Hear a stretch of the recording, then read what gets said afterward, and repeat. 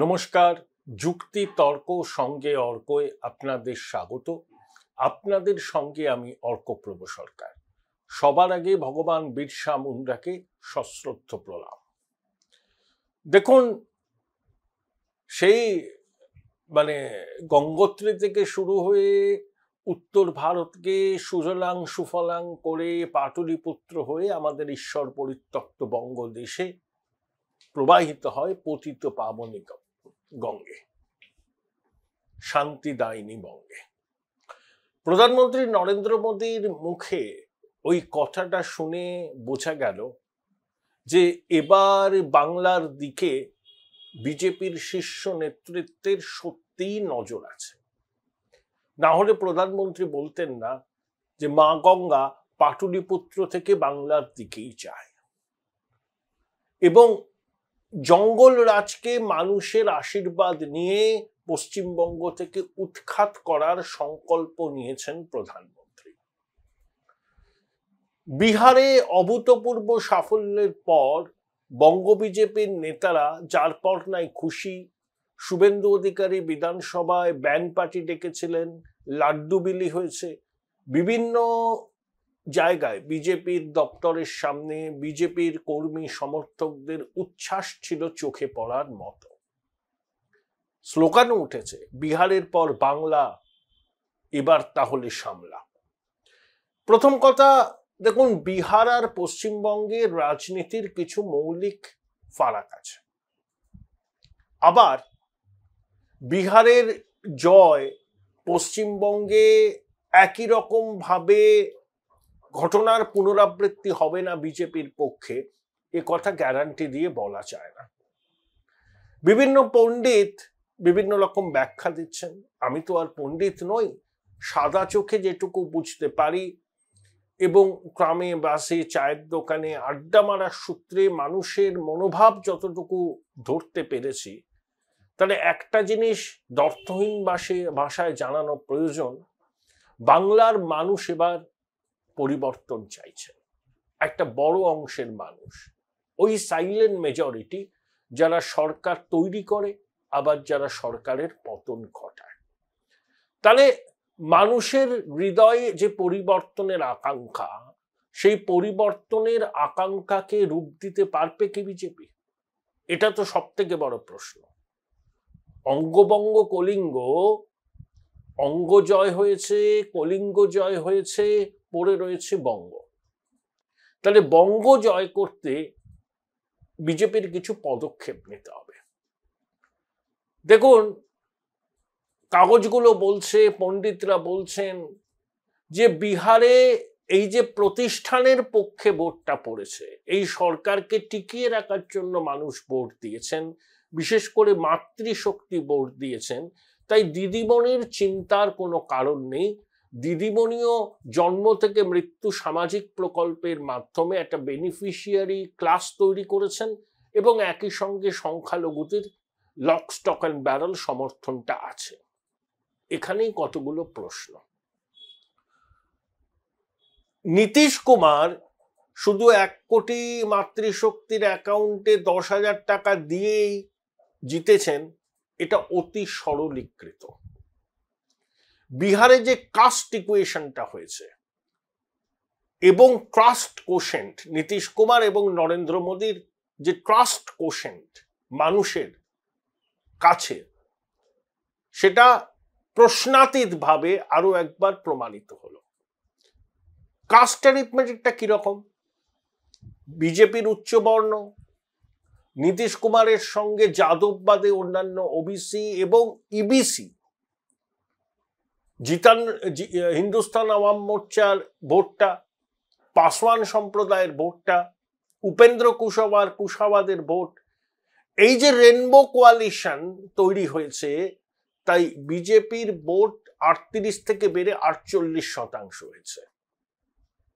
তাহলে শুধু 10,000 টাকা করে মাতৃশক্তির অ্যাকাউন্টে ট্রান্সফার করেই বিজেপি কিন্তু এই জয়টা হাসিল করেনি। ওটা একটা ফ্যাক্টর, কারণ আজকালকার দিনের রাজনীতি খুব ট্রানজাকশনাল। এটাকে আপনি যেভাবেই দেখেন, যে ভোট কেনার জন্য খরচ, আমি বলছি ট্রানজাকশনাল। তাহলে 10,000 টাকা করে মাতৃশক্তির অ্যাকাউন্টে ট্রান্সফার করার একটা পজিটিভ ইম্প্যাক্ট পড়েছে ভোটারদের মধ্যে এবং তার সুফলটা এনডিএ পেয়েছে। কিন্তু একই সঙ্গে এনডিএ যে কাস্ট অ্যারিথমেটিকটা করেছিল সেটা ভয়ঙ্কর রকম ফর্মিডেবল। সেখানে মহাগঠবন্ধনের মুসলিম যাদব এই কম্বিনেশন কাজে আসেনি এবং একই সঙ্গে মাল্লা সম্প্রদায়ের ভোটটাও কিন্তু মহাগঠবন্ধন পুরোটা পায়নি। মহাগঠবন্ধন আশা করেছিল যে সিপিআইএম এর লিবারেশন তাদের সঙ্গে আছে, বামপন্থীরা আছে, তাহলে দলিত পিছড়াদের একটা সমর্থন তারা পাবে, হয়তো কিছুটা পেয়েছে। কারণ মহাগঠবন্ধনের ভোট 2020-তে যা ছিল 2025-এও একই আছে। বিজেপির ভোট বেড়ে গেছে 10% ওই কাস্ট অ্যারিথমেটিকের জন্য। তাহলে কাস্ট অ্যারিথমেটিকটাই এনডিএর সাফল্যের মূল চাবিকাঠি। ভ্যালু অ্যাডিশন করেছে মাতৃশক্তির অ্যাকাউন্টে 10,000 টাকা করে দেওয়া। 2, দেখুন নীতিশ কুমার তার একটা স্বচ্ছ ইমেজ আছে, তাকে সুশাসন বাবু বলা। এই যে আমাদের সবুজ সাথী, নীতিশ 2005 সালে এটা চালু করেছিলেন, স্কুলের মেয়েদের সাইকেল দেওয়া। যখন 2005-এ কেউ ধরুন ক্লাস 4 ক্লাস 5-এ পড়ে, তারা এখন ভোটাধিকার হয়ে গেছে, তারা নীতিশ বাবুকেই ভোটটা দিচ্ছে। তাহলে মহিলাদের মধ্যে নীতিশ কুমারের গ্রহণযোগ্যতা প্রশ্নাতীত। এখানে তৃণমূল যে ন্যারেটিভটা তৈরি করছে না, যে দিদিমণির দেখানো পথেই নাকি নীতিশ কুমার হেঁটেছেন, নীতিশ কুমার আজ থেকে 20 বছর আগে ওই সাইকেল দেওয়ার প্রকল্প চালু করেছিলেন, সেটা মমতা বন্দ্যোপাধ্যায় পরে গ্রহণ করেছেন।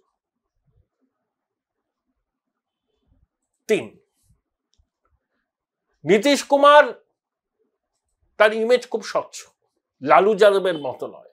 তার বিরুদ্ধে দুর্নীতির অভিযোগ কেউ তুলতে পারে না এবং পরিবারবাদকে প্রশ্রয় দেওয়ার অভিযোগও তার বিরুদ্ধে কেউ তুলতে পারে না। তার একমাত্র সন্তান, Birla institute of technology and science, Mesra থেকে ইঞ্জিনিয়ার হয়েছে, 80 সালে জন্ম।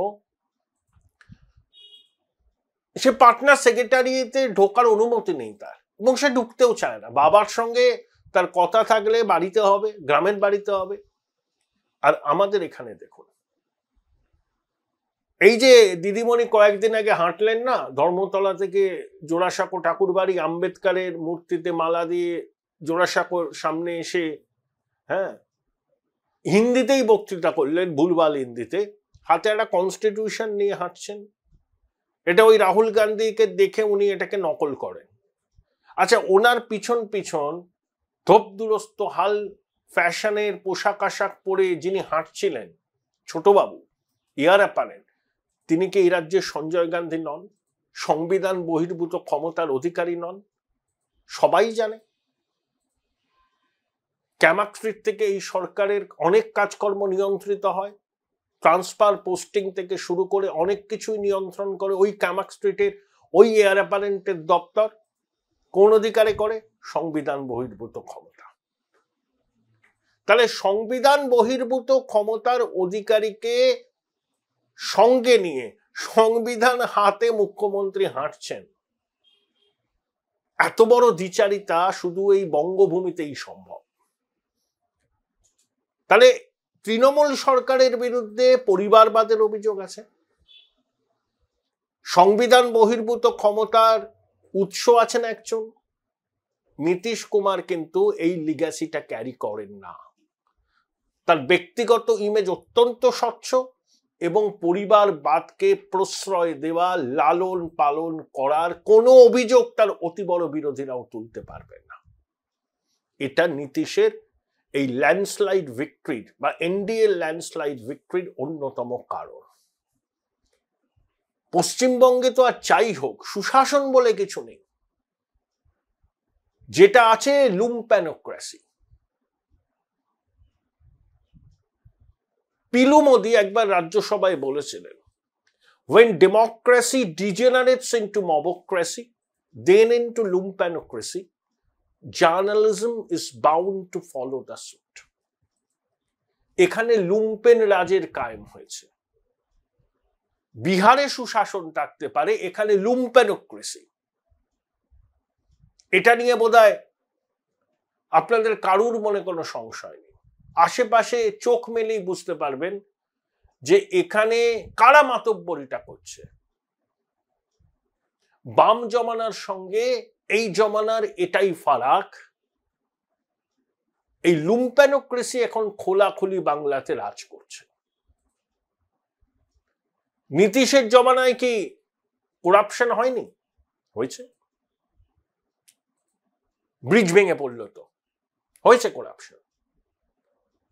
দুর্নীতি মুক্ত প্রশাসন ভারতবর্ষে সোনার পাথর পাটি, কিন্তু দেখতে হবে সেই দুর্নীতির মাত্রা কতটা। পশ্চিমবঙ্গে বিগত 14-15 বছরে চৌর্যবৃত্তির সাম্রাজ্যটা প্রতিষ্ঠিত হয়েছে। আমরা শিক্ষা নিয়ে গর্ব করতাম, প্রাতিষ্ঠানিক দুর্নীতির অভিঘাত কতটা হতে পারে সেটা আমরা এসএসসি কাণ্ডে দেখেছি। প্রাথমিকে 32,000 শিক্ষকের ভবিষ্যৎ সুতোয় ঝুলছে, শুনানি শেষ হয়ে গেছে, আদালতে রায় বেরোবে। তাহলে নীতিশ সুশাসন বাবু আর এখানে লুম্পেনোক্রেসি, এটাই তো বলছেন অনেকে। তাই নীতিশের জয়ের পিছনে শুধু মাতৃশক্তির অ্যাকাউন্টে 10,000 টাকা করে দেওয়া নয়, একসঙ্গে কাস্ট অ্যারিথমেটিক, একসঙ্গে সুশাসন। কিছুদিন আগে বিহারে স্কুলে নিয়োগের পরীক্ষা হলো, শূন্যপদ কত ছিল জানেন? 84,000। এই পশ্চিমবঙ্গ থেকে ছেলেমেয়েরা গিয়েছিল পরীক্ষা দিতে, পাটনা স্টেশনে তারা অপেক্ষা করছে, সেই ছবি ভাইরাল হয়েছিল। 55,000 রিক্রুটমেন্ট ইতিমধ্যে হয়ে গেছে, আর বাকিটা প্রসেসে। তাহলে 84,000 শিক্ষক নিয়োগ হচ্ছে বিভিন্ন পর্যায়ে বিহারের সরকারি স্কুলে। পশ্চিমবঙ্গে কতদিন বাদে এসএসসির পরীক্ষা হলো? যত শূন্যপদ, সেই শূন্যপদে কি নিয়োগ হচ্ছে? পশ্চিমবঙ্গে কত শূন্যপদ আছে সব মিলিয়ে সরকারি ক্ষেত্রে? পুলিশে কটা শূন্যপদে পাকাপাকি ভাবে পূরণ হয়? এই সরকারের নীতিই হচ্ছে কন্ট্রাকচুয়াল এমপ্লয়মেন্ট। তারা শূন্যপদ পূরণ করতে চায় না, অপারক। কারণ স্থায়ী চাকরি দিলে সরকারের অনেক দায় দায়িত্ব এসে পড়ে, তারা সেই দায় দায়িত্ব পালন করতে চায় না। ওই টাকায় তারা লক্ষ্মীর ভান্ডার চালাবে, কন্যাশ্রী চালাবে। সরকারের প্রায়োরিটি স্পষ্ট। এখানেও নীতিশের সঙ্গে পার্থক্য।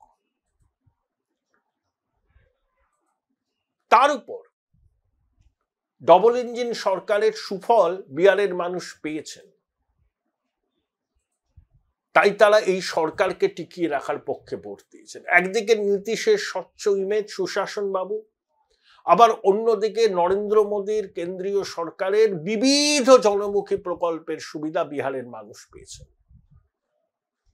তাহলে ডাবল ইঞ্জিনের এক্সপেরিমেন্ট বিহারে সফল। কিন্তু আমরা 77 থেকে 2025 লাগাতার কেন্দ্র বিরোধী অবস্থানে গেছি। মাঝে কয়েকটা বছর বামপন্থীরা যখন ওই প্রথম ইউপিএ কে বাইরে থেকে সমর্থন করেছিলেন, আর মমতা বন্দ্যোপাধ্যায় খুব স্বল্প সময়ের জন্য রেলমন্ত্রী হয়েছিলেন, ওই কালপর্বটুকু বাদ দিয়ে আমরা কখনো এখানে যারা শাসন করেছেন তাদের কেন্দ্র বিরোধী অবস্থানের পরিবর্তন হতে দেখিনি। বিহারের মানুষ বুদ্ধিমান, সচেতন। ডাবল ইঞ্জিন সরকার হলে তাদের জীবনের যে পরিবর্তনগুলো হয় সেটা তারা উপলব্ধি করেছেন। সেই জন্য সমস্ত পণ্ডিতকে ভুল প্রমাণিত করে, মানে অনেক পণ্ডিত বলছিলেন না এত ভোট বেড়েছে, এটা হচ্ছে প্রতিষ্ঠান বিরোধী ভোট, আসলে এটা প্রতিষ্ঠানের পক্ষে ভোট, প্রো ইনকামবেন্সি। এখানেও বাংলার সঙ্গে ফারাক। কারণ এখানে আমাদের রাজ্য সরকার ছুতোয় নাতায় যা পাবে তাদের কেন্দ্রীয় সরকারের বিরোধিতা করবে, যেখানে সুযোগ পাবে। শিল্প সম্মেলনে প্যাভিলিয়ন দেবে না, মেরিটাইম উইক পালন হলো মুম্বাইতে, জাহাজ মন্ত্রক করলো, তাতে পশ্চিমবঙ্গ সরকার গেল না। অর্থাৎ কেন্দ্রীয় সরকারের সঙ্গে অসহযোগিতা করব, তাদের প্রকল্প রূপায়ণ করব না, আয়ুষ্মান ভারতের কার্ড পশ্চিমবঙ্গের মানুষকে দিতে দেব না, কেন্দ্রীয় প্রকল্প নাম বদল করে নিজের নামে চালাবো, 100 দিনের কাজ আবাসের টাকা লুটপাট করব। খোকাবাবু সেনকে খুব বললেন, হাইকোর্ট একবারে বুঝিয়ে দিয়েছে কেন্দ্রীয় সরকারকে। হাইকোর্ট তো 82 শিক্ষার চড় মেরেছে রাজ্য সরকারকে, বলেছে রেট্রোস্পেক্টিভ এফেক্টে নয়, 100 দিন চালু করতে হবে প্রসপেক্টিভ এফেক্টে।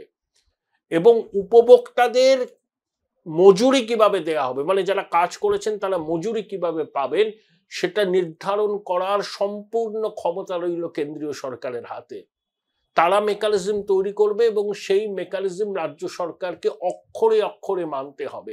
কোনো বেগরবাই করা যাবে না, দুর্নীতির তদন্ত করতে হবে এবং যে টাকা উদ্ধার হয়েছে সেই টাকা ভারত সরকারের কনসলিডেটেড ফান্ডে পে অ্যান্ড অর্ডারের মাধ্যমে পাঠাতে হবে। রাজ্য সরকার তো মামলা করেনি, করেছিল পশ্চিমবঙ্গ ক্ষেত মজুর সমিতি, শুভেন্দু অধিকারী একটা সংগঠনের হয়ে লড়েছিলেন, তারা এই লড়াইটা জিতেছেন। 100 দিনের কাজ চালু হবে রেট্রোস্পেক্টিভে নয়, এবং মজুরি মেটাবে কেন্দ্রীয় সরকার তার নিজস্ব মেকানিজমে। পশ্চিমবঙ্গের ক্ষেত্রেই এটা প্রযোজ্য। কত বড় লজ্জা! তাও এদের লজ্জা হয় না, এরা বলছে তাদের নাকি বিরাট জয়, যেখানে তারা পার্টিসিপেটই করেনি বলছে বিরাট জয়। পশ্চিমবঙ্গের সঙ্গে বিহারের এটাই ফারাক। বিহারে তো নির্বাচন হলো, একটা বুথে পুনর্নির্বাচন হয়নি, কেউ দাবি করেনি, এক ফোঁটা রক্ত ঝরেনি। আর পশ্চিমবঙ্গে কি হয়েছে পঞ্চায়েত নির্বাচনে? 50 জন সহনাগরিকের রক্তে ভিজেছে বাংলার মাটি। রাজনৈতিক সন্ত্রাস এখানে ডাল ভাতের মতো হয়ে গেছে। ভোট এলেই সন্ত্রাস হবে, মায়ের কোল খালি হবে, আতঙ্কে থাকেন মানুষ। যেটা বিহারে হতো লালুর জমানায় বা জগন্নাথ মিশ্রের সময়, আজকে বিহার সম্পূর্ণ অন্য পথে হাঁটছে। এটাই পার্থক্য বঙ্গেশ্বরীর রাজত্বের সঙ্গে নীতিশ কুমারের পাটুলিপুত্রের রাজত্বে। হ্যাঁ, তাই অঙ্গ কলিঙ্গ জয় হয়েছে, বিজেপিরও বঙ্গ বিজয় সম্ভব। Join Indian Institute of Hotel Management now. Right choice, right decision. তাহলে শুধুমাত্র ওই 10,000 টাকা দিয়ে মাতৃশক্তির সমর্থন নীতিশবাবু আদায় করেননি, ওটা ভ্যালু এডিশন। তাকে সমর্থন করার পিছনে বিহারের মানুষ অনেকগুলো কারণ দেখেছেন। ট্রাস্ট কোশ্চেন, ডাবল ইঞ্জিন, নীতিশের ব্যক্তিগত ইমেজ, পরিবারবাদকে সমর্থন না করা, এবং একই সঙ্গে বিহারে আর যাই হোক লালু মন্ডলাইজেশনের নামে যাদবাইজেশন করেছিলেন, সেই যাদবাইজেশন আর বিহারে নেই। পাটনা শহরে রাত 12টাতেও মেয়েরা ফ্রিলি চলাফেরা করতে পারে, যেটা লালু জমানায় ভাবা যেত না। তাই ল অ্যান্ড অর্ডারের ইমপ্রুভমেন্ট, যেটা পশ্চিমবঙ্গে দিনকে দিন ডিটোরিয়েট করছে। এই পশ্চিমবঙ্গেই একজন চিকিৎসক সরকারি হসপিটালে কর্মরত অবস্থায় ধর্ষিতা হন, খুন হন। এটা পশ্চিমবঙ্গেই হয়। এটাই ফারাক। তাহলে বঙ্গ বিজয় বিজেপির কাছে কঠিন হতে পারে, অসম্ভব নয়। তারা প্রচারের অভিযোগটা ঠিক করুন এবং তৃণমূলের অপশাসন মানুষ জানে কি করেছে এরা 15 বছরে, মানুষ জানে। এই অপশাসনের কথা আপনারা অনেক প্রচার করেছেন, এবার আপনারা ক্ষমতায় আসলে কি করবেন? 10 বছরের রোডম্যাপটা দিন।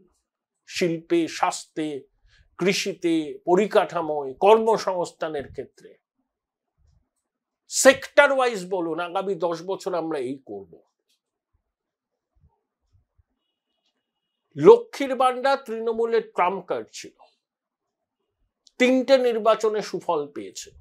এবারও ভোটার অ্যাকাউন্ট বাজেট হবে 500 টাকা করে বাড়ানো হবে লক্ষ্মীর ভান্ডারে, আরো বেশি বাড়াতে পারে। টাকা নেই, ধার করে লক্ষ্মীর ভান্ডার দেবে। বিজেপি কেন্দ্রীয় সরকারে আছে, অতগুলো রাজ্যে আছে, প্রত্যেকটা রাজ্যেই কম বেশি এই ধরনের প্রকল্প আছে। তাহলে বিজেপিকে বলতে হবে যে লক্ষ্মীর ভান্ডারকে কাউন্টার করতে তারা কি করবে। যে স্কিম আছে সেই স্কিমের শুধু নাম বদল করবে নাকি তাতে ভ্যালু এডিশন করবে। আর কেন্দ্রীয় সরকারের যে যে প্রকল্পের সুযোগ রাজ্যবাসী পাচ্ছেন না, এই সরকার রাজি না হওয়ায়, সেই প্রকল্পগুলো তারা কবে থেকে চালু করবেন ক্ষমতায় আসলে। তাদের বলতে হবে টাটা, আম্বানি, আদানিকে তারা কবে আনবেন। বিশাখাপত্তনম যদি নতুন তথ্য প্রযুক্তির হাব হতে পারে, তাহলে সেক্টর 5 আর ফিনান্সিয়াল ডিস্ট্রিক্ট যেটা আছে তাকে নতুনভাবে গড়ে তোলা কেন যাবে না, বলতে হবে। বিজেপির পক্ষে অ্যাডভান্টেজিয়াস পজিশনে আছে তারা। সামাজিক প্রকল্প শুধু করলেই ক্ষমতায় আসা যায় না। লক্ষ্মীর ভান্ডারের সুফল শাসক যা পাওয়ার পেয়ে গেছে, ওটা ডিসকাউন্টেড হয়ে গেছে। কেজরিওয়ালও অনেক সামাজিক প্রকল্প করেছিলেন, মহিলাদের ফ্রি বাস রাইড, নিখরচায় কত 200 ইউনিট পর্যন্ত বিদ্যুৎ, কিন্তু নকল বুদ্ধিগত তো রাখতে পারেননি। কর্ণাটকে কংগ্রেস এই সামাজিক প্রকল্পের সুবিধা দিয়ে এসেছিল ঘোষণা করে, কিন্তু সেগুলো পালন করতে গিয়ে তাদের নাবিশ্বাস হচ্ছে। সামাজিক প্রকল্প থাকবে, বিজেপিকে বলতে হবে তারা নতুন কি করতে পারে এবং একই সঙ্গে কোর সেক্টরগুলোর উন্নতিতে তাদের কি রোড ম্যাপ। পশ্চিমবঙ্গে কাস্ট অ্যারিথমেটিক নেই, কিন্তু পশ্চিমবঙ্গে শার্প পোলারাইজেশন হয়ে গেছে। এই পোলারাইজেশনের সুবিধা বিজেপিকে নিতে হবে। 100টা হিন্দু ভোটের মধ্যে লোকসভায় তারা 55টা পেয়েছিল, তাদেরকে ওটা 67-68তে নিয়ে যেতে হবে। অসম্ভব নয়। ইতিমধ্যেই পোলারাইজেশনের বৃত্ত প্রায় সম্পূর্ণ। বিধানসভা নির্বাচনে একেবারে আমরা দেখব যে সম্পূর্ণ মেরুকরণের আবহে ভোট হচ্ছে। এটা বিজেপির অ্যাডভান্টেজ। নির্বাচন কমিশনকে তাদেরকে অ্যাক্টিভ করতে হবে, বলতে হবে যে বিহারের মডেলে নির্বাচন করো, 100% ওয়েবকাস্টিং, সম্পূর্ণ সিসি ক্যামেরা, নিরাপত্তা বাহিনীকে প্রপার ডিপ্লয়, কেন্দ্রীয় বাহিনী থাকবে কিন্তু 30% বেশি নয়, বিভিন্ন রাজ্যের সশস্ত্র পুলিশকে আনতে হবে এবং তাদের দায়বদ্ধতা সুনিশ্চিত করতে হবে। কুইক রেসপন্স টিমের গতিবিধি মনিটর করতে হবে। তারা যে গাড়িতে যাচ্ছেন সেই গাড়ির চালকের ক্রেডেনশিয়াল যাচাই করতে হবে, তিনি দলদাস কিনা নাকি পেশাদার। প্রতিটি বিধানসভা কেন্দ্রে, ধরুন একটা বিধানসভা কেন্দ্রে 200টা বুথ আছে, তার মধ্যে 15টা বুথে শাসক 100টার মধ্যে 95টা ভোট পাচ্ছে। খেলা ওখানেই ঘুরে যায়। তৃণমূল আবার বলছে আবার খেলা হবে, আবার খেলা হবে, ওই খেলাটাই খেলবে ওরা। ওভারঅল দেখা যাবে যে পিসফুল, কিন্তু 200টা বুথের মধ্যে 20টা ভোট লুট হয়ে গেল। সেটা যাতে না হয় বিজেপিকে সেটা দেখতে হবে। দেখুন 2011 সালে তৃণমূলের কি সংগঠন ছিল, বামেদের প্রবল দাপট ছিল সাংগঠনিকভাবে, তাও ধূলিসাৎ হয়ে গেছিল।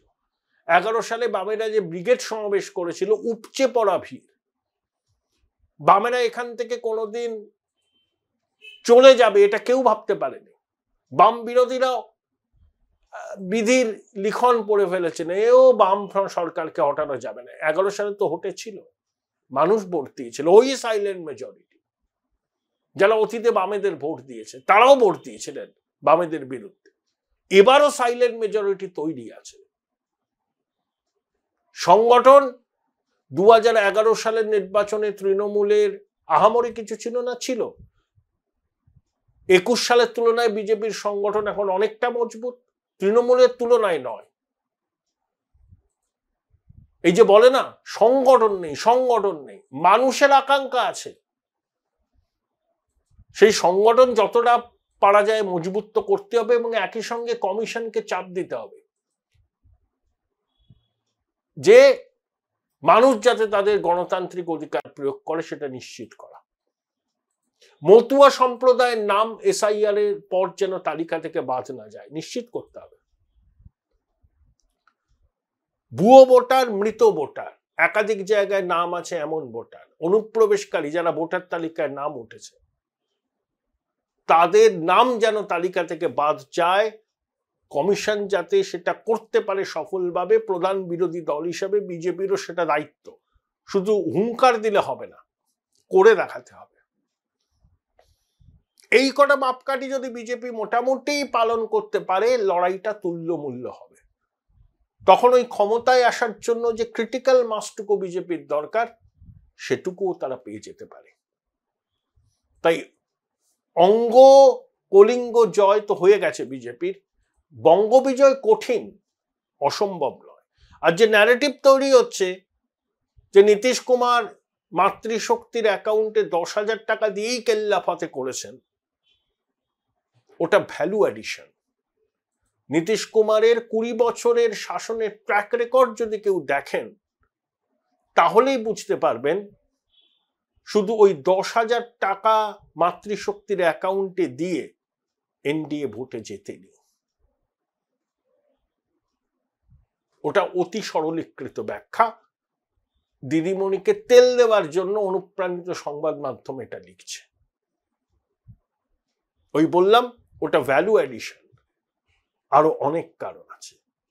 পশ্চিমবঙ্গের লক্ষ্মীর ভান্ডার তৃণমূলের ট্রাম্প কার্ড ছিল, ওটা ডিসকাউন্টেড হয়ে গেছে। নীতিশ 20 বছরে যে দাবি করতে পারে সুশাসনের, 15 বছরে তৃণমূল সরকার সেই দাবিটা করতে পারে না। এখানে লুম্পেনোক্রেসি বলবৎ হয়েছে বলেই বিশেষজ্ঞরা মনে করছেন। তাই ঠিকঠাক ভাবে পরিকল্পনা করে, মাইক্রো ম্যানেজমেন্ট করে যদি বিজেপি ভোটে যায় তুল্যমূল্য লড়াই হবে এবং ক্ষমতায় আসার জন্য যে ক্রিটিক্যাল মাসের দরকার সেটুকু জোগাড় করাও তাদের পক্ষে অসম্ভব হবে না।